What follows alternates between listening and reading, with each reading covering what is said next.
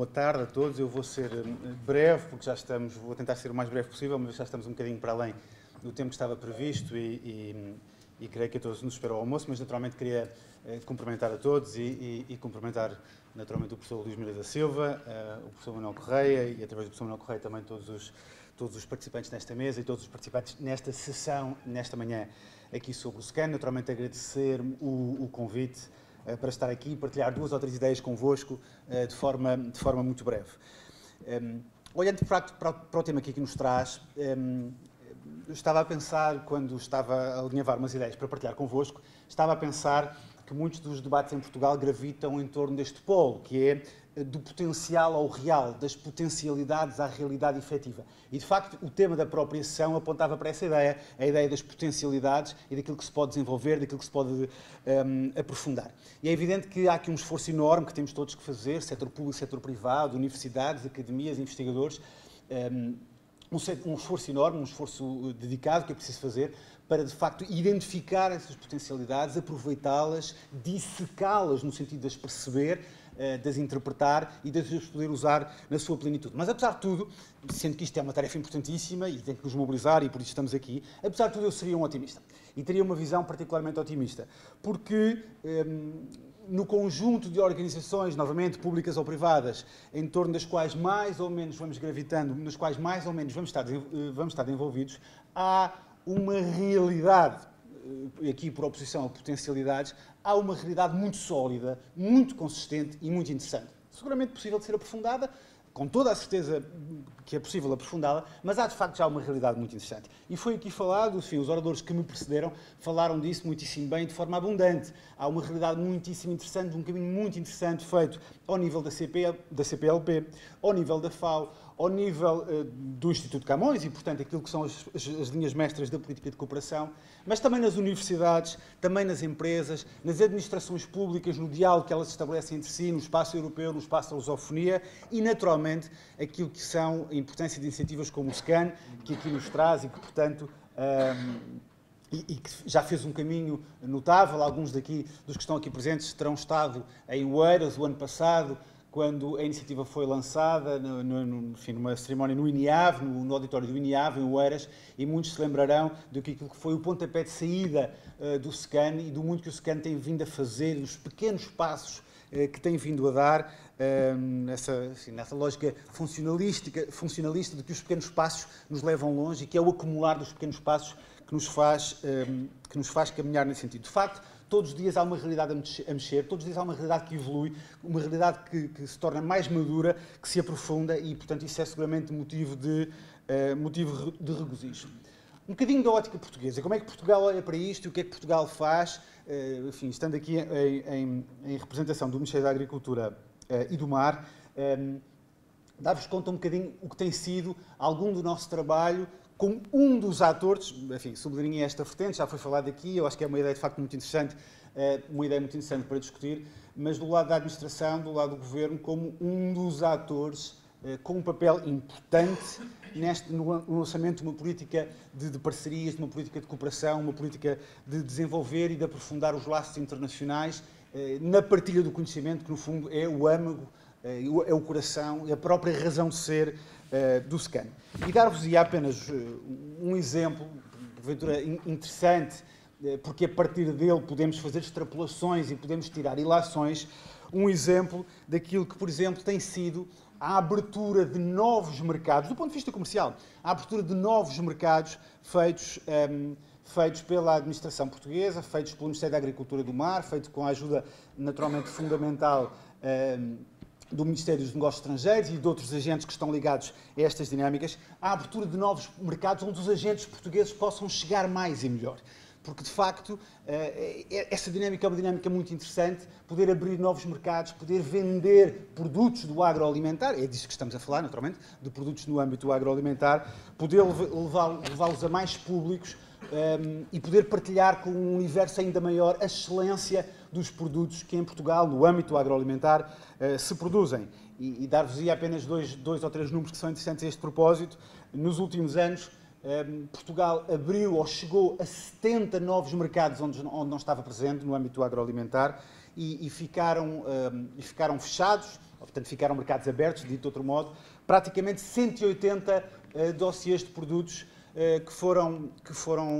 que Portugal pode passar a exportar. E isto atira-nos para números recordes, atira-nos para uma cifra recorde daquilo que é a internacionalização do setor agroalimentar português, ao qual estamos todos ligados, quanto mais não seja por consumidores, naturalmente, mas aqui também como investigadores, como professores universitários ligados a essa área, como responsáveis de organizações internacionais, como estão aqui presentes na mesa, de organizações que prestam particular atenção às questões do agroalimentar, às questões da segurança nutricional, e isto, de facto, contribui para que Portugal tenha atingido um número absolutamente recorde de exportação nesta área, que chega perto dos 6 mil milhões de euros. E, portanto, essa dinâmica de abrir novos mercados, de chegar a novos públicos, faz parte e contribui aqui para um papel muito importante. Tem aqui um papel muito importante. Eu diria que se nós tentássemos construir uma equação, olhar numa perspectiva integrada para aquilo que é a vertente da criação, do desenvolvimento e da partilha do conhecimento, lado a lado, com a dimensão comercial, com a dimensão económica de conquista de novos mercados, de novos produtos do que eu vos falava, há talvez, se pudéssemos subsumir numa frase mais simples e para ficar mais no ouvido, poderíamos falar de 3 Is, que é inovar, internacionalizar e incorporar. E isto, no fundo, são parcelas de uma mesma equação. Inovar, porque naturalmente aqui o mundo é obviamente muitíssimo competitivo e, portanto, só na medida em que nós conseguimos criar coisas novas é que conseguimos chegar a novos mercados. E lembro que Portugal tem aqui um percurso interessantíssimo feito, que muitos conhecerão, seguramente até melhor do que eu. Portugal tem aqui um percurso interessantíssimo no domínio do agroalimentar, de soluções novas, absolutamente criativas, que Portugal criou e que criaram os investigadores portugueses, as empresas portuguesas, com os seus departamentos de investigação, em parceria com as universidades. E isso, de facto, é muito interessante, porque é a prova evidente do casamento entre a indústria e a universidade, entre os produtores e os investigadores. No âmbito da internacionalização, vos falei, referi há pouco, dos novos mercados e dos novos produtos. E eu acho que estamos a chegar, hoje em dia, nos últimos anos, estamos a chegar a um novo patamar.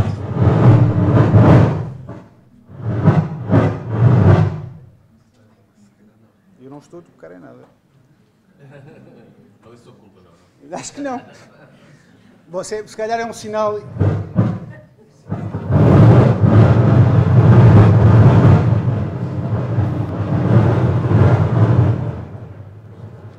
Podes ligar o microfone, a minha voz ouve bem. Eu acho que posso falar sem microfone, vou também acabar, ouve suficientemente bem, julgo eu, e é melhor do que este horrível ruído de fundo. Só queria-vos dar este exemplo. Nós, durante muitos anos, o setor agroalimentar português, durante muitos anos, exportou para aquilo que era tradicionalmente conhecido como mercado da saudade. E não estou a subvalorizá-lo. Eu lembro-me, eu vivi em Angola entre 2004 e 2006 e ficava muito contente quando podia, ao sábado, em Luanda, ir às compras e comprar água das pedras. Passa a publicidade, mas que eu acho que é a melhor água com gás do mundo, mas, enfim, é independente. E ficava muito contente. E, portanto, isto é um exemplo paradigmático do mercado da saudade. Mas eu também gostava, com certeza, daqui em Lisboa, poder comprar, enfim, falo do mesmo país, porque conheço melhor, vivi lá 2 anos, também gostava daqui em Lisboa, por exemplo, poder comprar cerveja Cuca. Portanto, isto é uma relação, é uma estrada com 2 vias e, portanto, um caminho bilateral que se pode e deve fazer. Mas isto para vos dizer que nós estamos, de facto, claramente aqui a saltar para outro patamar. Vivemos durante muitos anos, e o agroalimentar viveu durante muitos anos deste segmento do mercado da saudade. Claramente estamos noutra fase, estamos a passar a outro patamar, a um patamar, de facto, de uma competitividade e de uma conquista dos consumidores pela qualidade dos produtos em si e não por essa ligação efetiva do mercado da saudade. E, finalmente, só para o terceiro fator que vos falava há bocado, depois do inovar e do internacionalizar, o fator incorporar. Deixem também só dar-vos um exemplo interessantíssimo com que me cruzei há dias e que é um exemplo, porventura, se calhar, relativamente inaudito e que tem a ver com o bacalhau. O bacalhau, que é um, enfim, prato nacional, tem este paradoxo, um bocadinho este paradoxo sociológico de Portugal ter como prato nacional um peixe que não existe nas nossas águas e, portanto, o bacalhau que tem um peso importante, tem um papel importante, um peso importante no déficit da nossa balança agroalimentar, por exemplo, mas com o bacalhau nós temos há um fator muito interessante na história do bacalhau, que é, apesar de nós naturalmente comprarmos bacalhau, naturalmente, sobretudo aos países do norte da Europa, Portugal incorpora valor no bacalhau, porque compra o bacalhau fresco e vende bacalhau salgado, por exemplo, para países como Brasil, como Angola, mas também aqui para a Espanha, e, por exemplo, só a nível de incorporação de valor desse tratamento que nós aqui fazemos e da aplicação de uma cura tradicional do bacalhau, o ano passado, por exemplo, foi qualquer coisa como 50 milhões de euros. Enfim, é apenas um exemplo, muitos que vos podia citar, mas o caso do bacalhau é uma coisa que a todos nos toca e, portanto, julgo que é um número impressivo. Vou terminar tentando, enfim, já estamos um bocadinho para lá da hora, terminar sublinhando de facto o papel que o SCAN tem tido aqui como motor de conhecimento. Hoje estamos especificamente a falar, ou estamos especialmente, esta sessão especialmente dedicada ao universo da CPLP, dos países de língua portuguesa, mas naturalmente que o SCAN tem uma visão mais larga do que isso e pretende ir mais longe do que isso, e portanto eu acho que todos temos a ganhar com esta dimensão, com esta dimensão múltipla da lusofonia que se cruza com outras famílias linguísticas e com outras geografias. É seguramente enriquecedor para todos, assente neste pilar estruturante que é o pilar do conhecimento, porventura um dos bens mais intangíveis, mas ao mesmo tempo mais importantes das sociedades contemporâneas, verdadeiramente o único que fica, ou dos únicos que fica com um papel